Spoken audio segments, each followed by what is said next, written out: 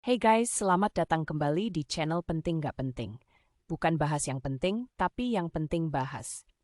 Di sini kita bakal membahas fakta unik, sejarah tersembunyi, dan hal-hal sederhana yang ternyata punya cerita luar biasa. Jadi sebelum videonya mulai, jangan lupa bantu support channel ini dengan cara like, subscribe, dan nyalakan lonceng notifikasinya supaya kalian tidak ketinggalan konten menarik lainnya. Dan kali ini, kita akan membahas sesuatu yang hampir setiap hari kita gunakan, tapi jarang diketahui sejarahnya. Es batu. Siapa sangka benda kecil yang ada di dalam minuman ternyata pernah menjadi barang mewah yang hanya bisa dinikmati para bangsawan? Bahkan dulu, manusia rela mengirim bongkahan es ribuan kilometer melintasi lautan. Penasaran bagaimana perjalanan es batu dari pegunungan beku sampai menjadi industri pabrik modern? Yuk kita mulai.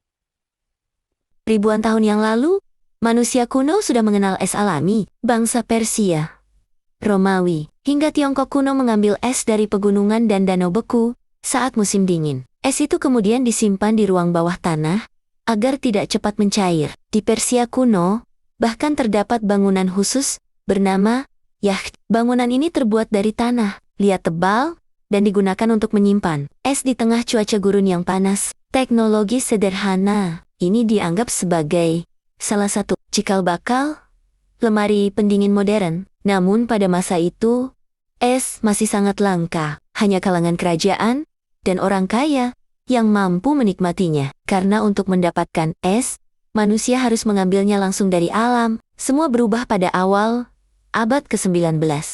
Seorang pengusaha asal Amerika bernama Frederick Tudor memiliki ide yang dianggap mustahil saat itu. Ia ingin menjual es ke negara-negara panas. Banyak orang menertawakan idenya. Mereka berpikir, es pasti mencair sebelum sampai tujuan. Tapi, Tudor tidak menyerah. Ia memotong balok-balok es besar dari danau beku di Amerika, lalu menyimpannya menggunakan serbuk kayu agar tetap dingin selama perjalanan laut. Dan hasilnya luar biasa. Es berhasil dikirim ke Kuba, India, bahkan berbagai wilayah tropis lainnya. Karena keberhasilannya itu, Frederick Tudor dijuluki sebagai Ice King atau Raja Es. Bisnis es pun berkembang sangat cepat. Kota-kota besar mulai membangun gudang penyimpanan es. Bahkan, muncul profesi pengantar es yang berkeliling, menggunakan kereta kuda untuk menjual balok es ke rumah-rumah. Namun manusia masih bergantung pada es alami dari musim dingin. Sampai akhirnya,